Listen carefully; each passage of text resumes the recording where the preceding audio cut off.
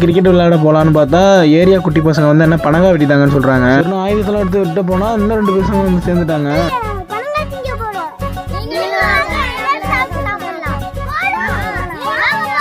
அலக்கெல்லாம் ready பண்ணிட்டு ஒன்று முக்கி பிக்க ஆரம்பிச்சிட்டாங்க.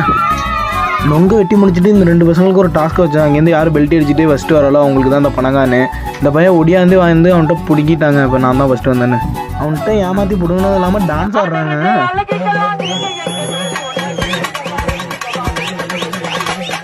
அப்புறம் என்னங்க நொங்க சீவுன்னு சீவியாச்சு.